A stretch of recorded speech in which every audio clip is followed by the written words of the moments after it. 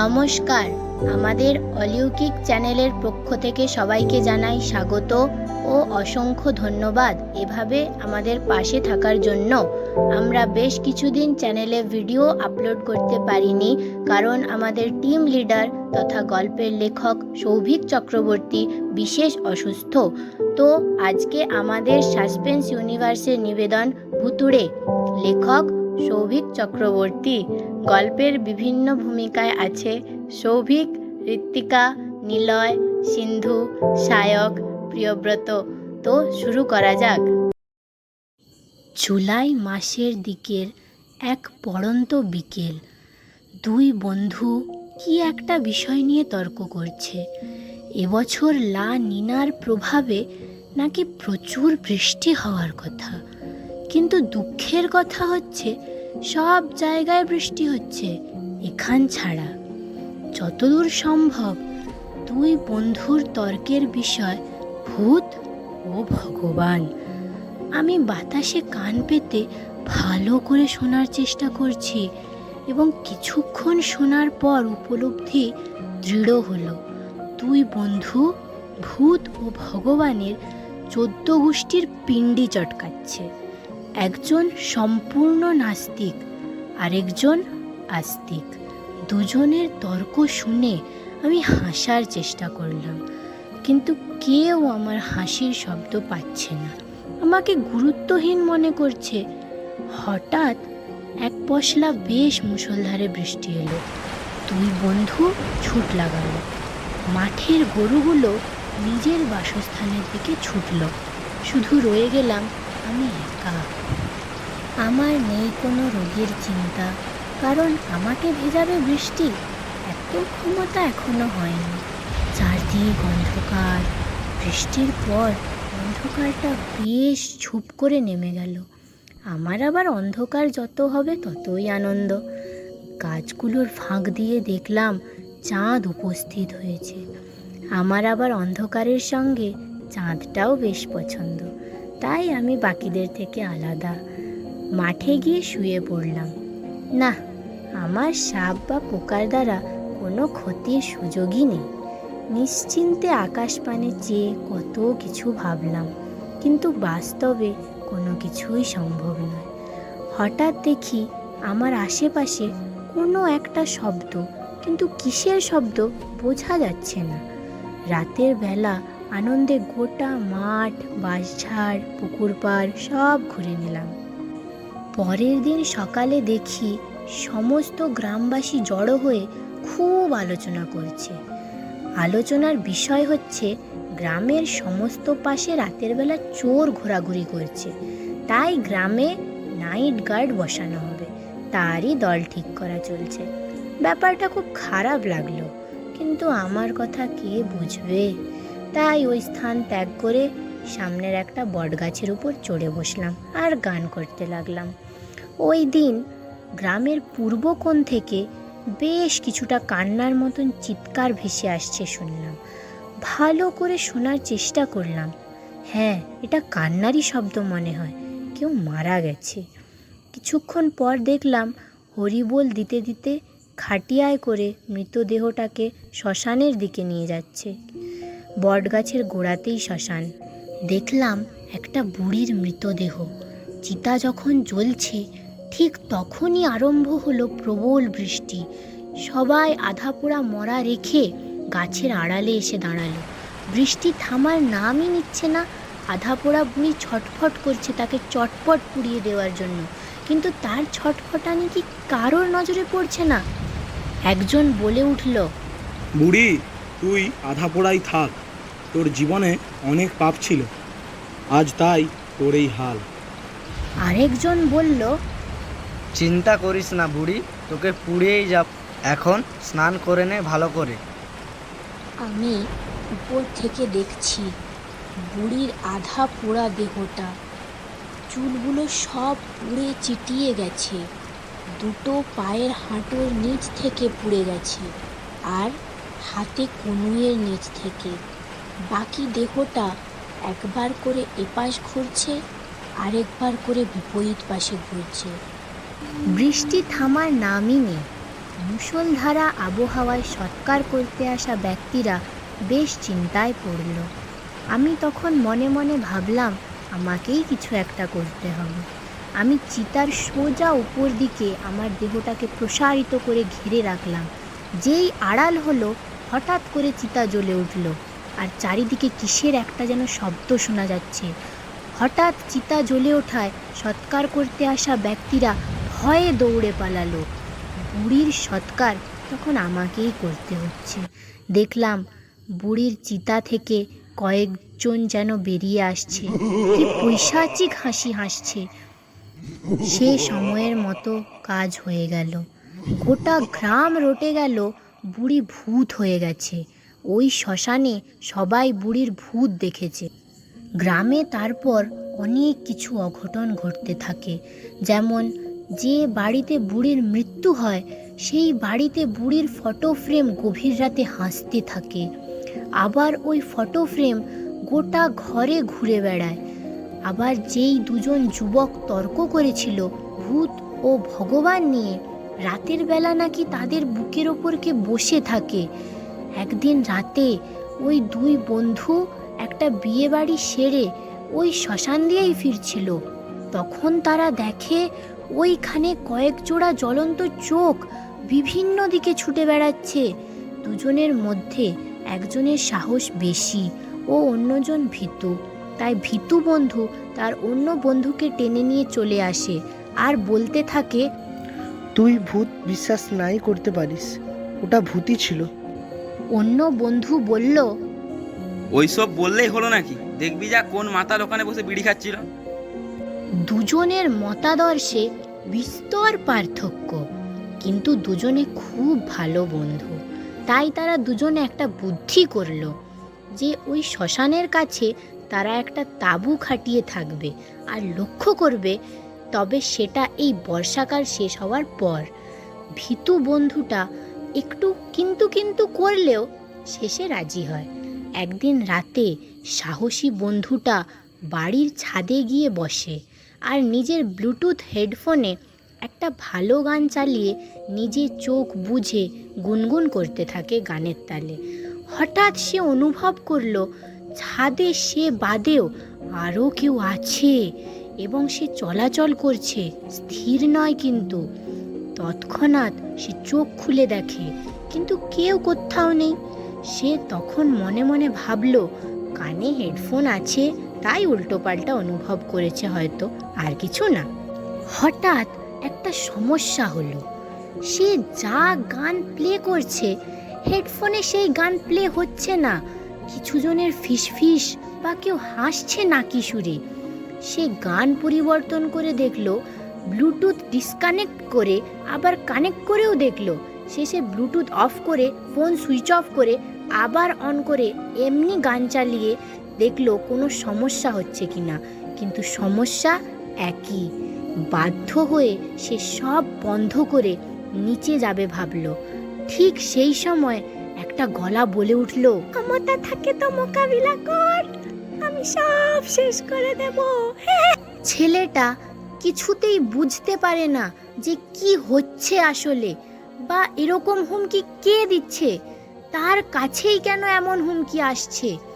অনেক কিছু চিন্তা করতে করতে নিজের রুমে এলো ছেলেটা। এসে তার প্রিয় বন্ধুকে, অর্থাৎ সেই ভীতু ছেলেটিকে কল করে সমস্ত ব্যাপারটা জানালো। তার বন্ধু তখন তাকে বোঝালো আর বলল, সামনে কোনো ভালো দিন দেখে কোনো একটা ঠাকুরের পুজো দিয়ে দিতে। কিন্তু এ তো সোনার বান্দা নয়। এর মাথায় তখন অন্য কিছু ঘুরে যাচ্ছে। সেদিন রাতের বেলা হঠাৎ করে বিছানায় সে উঠে বসলো। একটা বাজে স্বপ্নের কারণে না বাস্তবের কারণে সেটা সে বুঝতে পারে না। মোটামুটি ঘটনাটা হলো, সে শুয়ে আছে, তার বুকের ওপর কেউ যেন বসে আছে, আর চোখ দুটো জ্বলছে, আর চোখের গড়া দিয়ে রক্ত চুইয়ে পড়ছে। তাকে যেন আগন্তুক গলা চেপে ধরে খুন করতে চাইছে। ঠিক তখনই তার বাড়ির একটা ফটো ফ্রেম দুলে উঠল। না, দুলে নয়, ক্রমশ কাঁপছে, আর কাঁপার দ্রুততা ক্রমশ বাড়ছে। এত জোরে কাঁপলে তো খুলে পড়ে যাবে ফটো ফ্রেমটা, কিন্তু তা হচ্ছে কই। খুব ভালো করে লক্ষ্য করে সে দেখলো, না, ফটো ফ্রেমটা কাঁপছে, যেন কেউ ওটাকে হাতে করে নিয়ে নাচছে। চটপট করে ছেলেটি রুমের লাইট অন করলো এবং দেখলো কোথায় কি, তার ফটো ফ্রেম যেমন আছে তেমনই তো আছে, তবে তার মুখটা যেন ফটো ফ্রেমে যেদিকে আগে ছিল এবার একটু পরিবর্তন করা। এত কিছু ঝামেলা ছেলেটা রাতের ঘুমের জন্য খুব সমস্যা করছে। আমি চাইলেও কিছু করতে পারছি না, সব দেখে যাওয়া ছাড়া আমার আর কোনো উপায় নেই। পরের দিন সকালে গোটা গ্রামে হইচই পড়ে গেল, কারণ গ্রামের একজন ওই শ্মশানে দিকে নাকি রাতের বেলা বেরিয়ে যায় বাড়িতে ঝগড়া করে। সে আর বাড়ি ফেরে না রাতে। সকালে তার মৃতদেহ পাওয়া যায় পাশের মাঠে। দুটো চোখই নেই, চোখের গোড়া থেকে শুধু বেয়ে যাওয়া রক্ত জমাট বেঁধে গেছে। দৃশ্যটা মোটেও খুব সুবিধাজনক নয়। সবাই দেখেই আঁতকে উঠছে। মরার কারণ কি কেউ ধরতে পারছে না। সবার শঙ্কা, রাতে ওই শ্মশানের ধারে এসেছিল কোনো অপদেবতা, তার উপর আক্রমণ করে ওর প্রাণ নিয়ে নেয়। বাড়িতে এসে লোকটির বাড়ির লোক সব কিছু দেখে অবাক। লোকটির বাড়িতে লোকটির নিজের একটি মাত্র ভালো ফটো ফ্রেম, সেটা নেই। তার জায়গায় স্থান পেয়েছে ওই মৃতদেহের ছবি।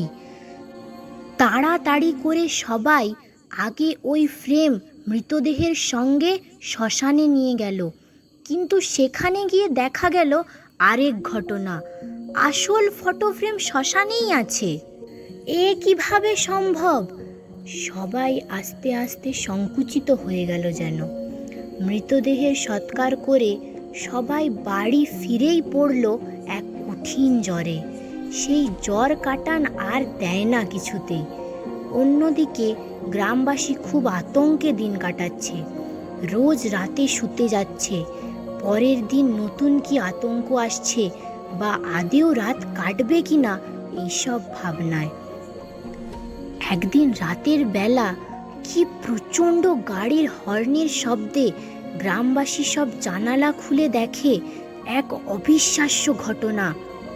একটি মারুতি চলে যাচ্ছে অন্ধকারের মধ্যে। তার কোনো লাইট জ্বলেনি, শুধু যে ড্রাইভার, তার দুটো চোখ জ্বলছে। তারই লাল আভার সব দৃষ্টিগোচর হচ্ছে, আর ড্রাইভারের প্রকৃতি আরও মারাত্মক। চোখ দুটো বেশ লাল আভায় জ্বলছে, শরীরে কোনো চামড়া নেই, হাড় গুড় সব যেন হাডুডুডু খেলতে আছে শরীরের মধ্যে।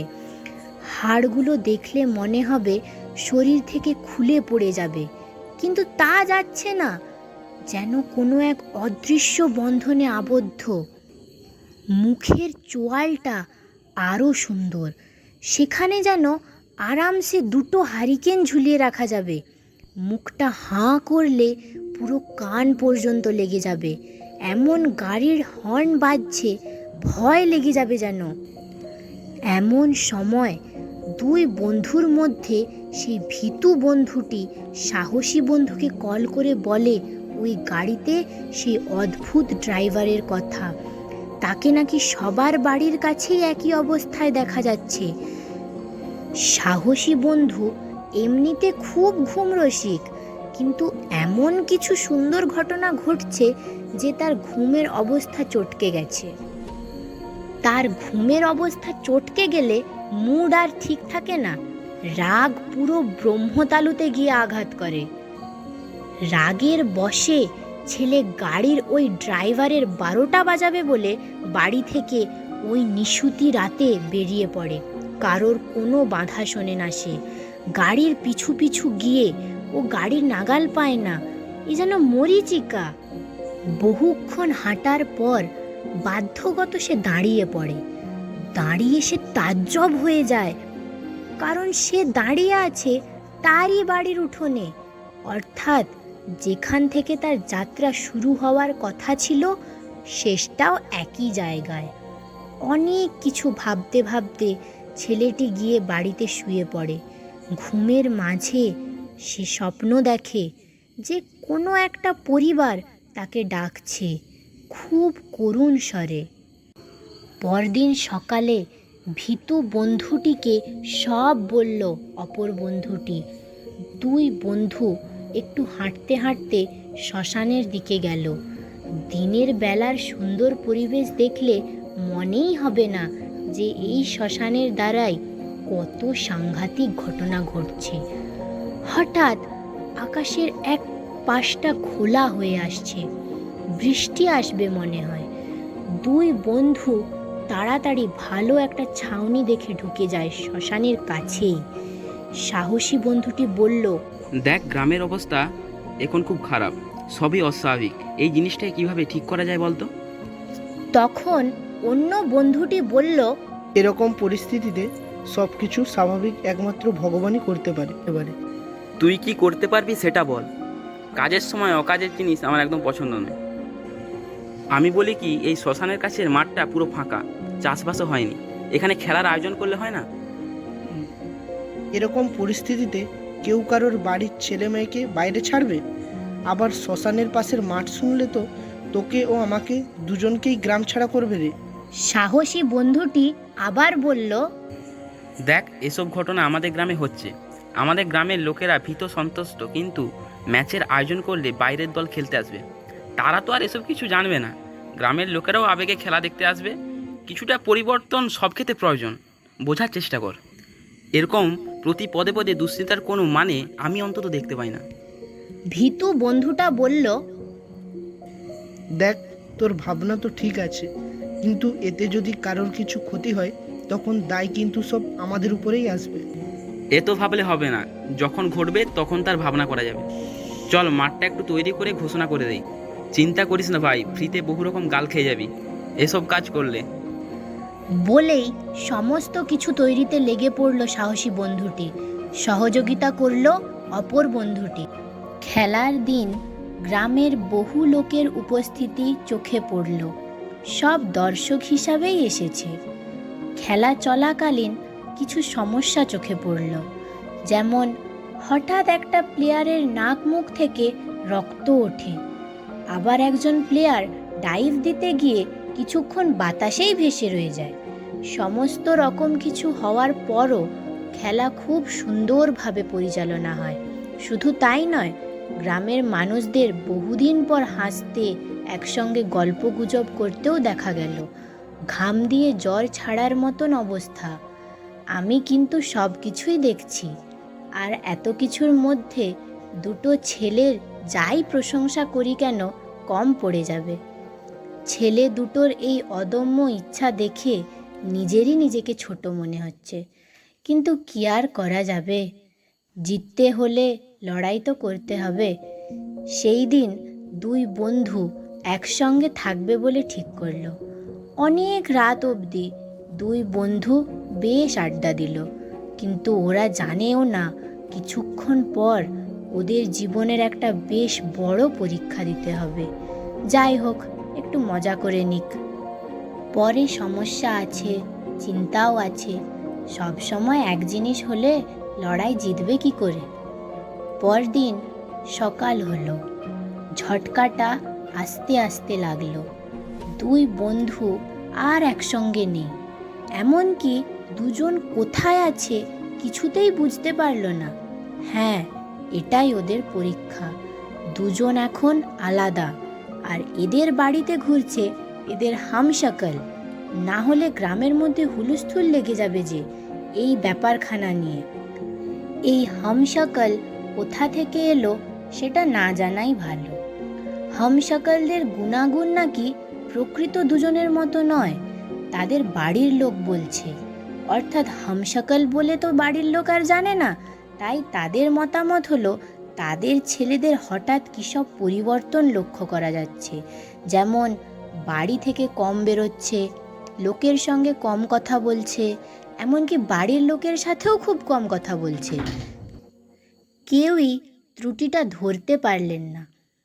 এদিকে দুই বন্ধুর কোনো যোগাযোগ নেই, এক গভীর অরণ্যের মধ্যে আছে, কিন্তু আলাদাভাবে। পাগলের মতো চারিদিকে তারা ঘুরতে থাকে, কিন্তু কোনো খেয়েই খুঁজে পায় না। অরণ্য এতটাই গভীর, কোনো আলো পৌঁছায় না, পুরো রাতের বাতাবরণ। হঠাৎ করে ওই অন্ধকারের মধ্যে একই সময়ে দুজনে আলাদাভাবে দুটো উজ্জ্বল জ্যোতি দেখতে পায়। যেই জ্যোতিটিতে হাত দিতে যায় দুজনে, তখনই কিছু ভৌতিক চিৎকার, ওদের আশেপাশে নানা ছায়ামূর্তির আনাগোনা হতে থাকে। আবার সব স্থির। কিছুক্ষণ পর আবার দেখল দুজনকে শূন্যে ভাসিয়ে নিয়ে চলছে। দুজনে তখনও দুজনের দেখা পায়নি। কোনো এক অবিশ্বাস্য কারণে দুজনেই চিৎকার করতে থাকে, আর ওদের চিৎকার দুজনের কানে গিয়ে পৌঁছায় এবং দুজনেই বুঝতে পারে দুজনে একই ঘটনার শিকার ও খুব কাছেই আছে তারা। কিছুক্ষণ দুজনে ভাসতে ভাসতে একটা জায়গায় পড়ে যায় এবং জ্ঞান হারায়। পরদিন দুজন উঠে দুজনকে খোঁজার চেষ্টা করে, কিন্তু মাধ্যম খুঁজে পায় না যে কোন মাধ্যমের দ্বারা তারা দুজন দুজনকে খুঁজবে। তারা ভাবল তাদের চিৎকারটাই একমাত্র অবলম্বন, তাই করল। দুজনে ঠিক চিৎকার করায় ঠিক দুজনে দুজনের অবস্থান বুঝতে পারল এবং কিছুক্ষণ পর দুজন দুজনকে খুঁজে পেল। সাহসী বন্ধুটা বলল, রাতের পর এখানে এলাম, ব্যাপারটা কি হলো রে? ভীতু বন্ধুটি বলল, কিছুই বুঝতে পারছি না, কোথা থেকে কি হচ্ছে, সব যেন গুলিয়ে যাচ্ছে। এখন যাই হোক, বাড়ি ফেরার চেষ্টা করতে হবে। সাহসী বন্ধুটি বলল। ওরা বনের মধ্যেই রাস্তা খুঁজতে থাকে ফেরার।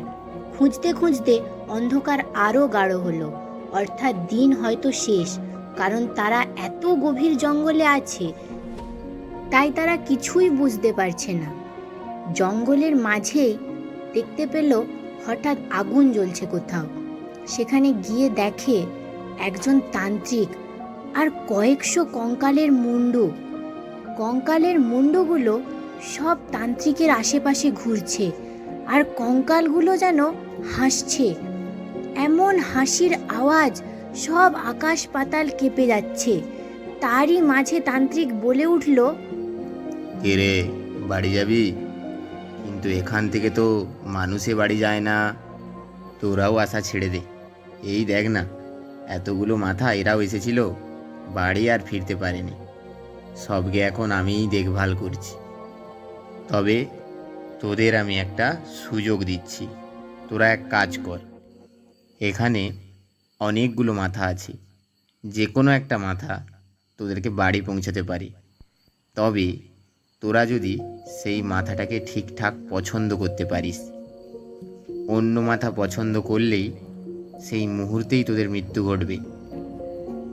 দুই বন্ধু খুব ভালো করে মুন্ডুর ঘোড়াগুলোকে দেখল সব মুন্ডুর ঘোড়া একই রকম, শুধুমাত্র একটা ছাড়া। কিন্তু সেটা বোঝার উপায় নেই, খুব ভালো করে দেখলে তবেই বোঝা যায়। তৎক্ষণাৎই দুই বন্ধু সেই মুন্ডুটাকেই পছন্দ করলো। তান্ত্রিক বলে উঠলেন, চমৎকার, তোরা বাড়ি যা, তোদের আয়ু আরও 5 বছর বেড়ে গেল। আর তোদের গ্রামের সমস্ত অলৌকিক ঘটনাগুলো আমারই কাজ, তোদেরকে এখানে নিয়ে আসা আমারই কাজ। আমি বুড়ির চিতাকে আগুন দিয়ে দাহ করেছিলাম, আর আমি তোদের তর্ক শুনেছিলাম, তাই সেটাই প্রমাণ করার জন্য এত নাটক করেছিলাম। দুজনে বাতাসে ভাসতে ভাসতে ফিরতে ফিরতে দেখে তান্ত্রিকের শরীরে কোনো পোশাকই নেই, সেও আসলে কঙ্কাল।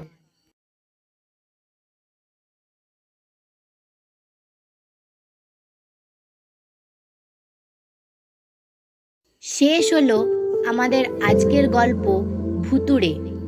আমাদের চ্যানেলের বিভিন্ন সমস্যা মিটে গেলে আমরা খুব শীঘ্রই নতুন গল্প নিয়ে হাজির হব। ততক্ষণ সুস্থ থাকুন, ভালো থাকুন এবং নিজের খেয়াল রাখুন। আমাদের চ্যানেলকে সাবস্ক্রাইব করুন, লাইক, শেয়ার, কমেন্ট করতে অবশ্যই ভুলবেন না। নমস্কার।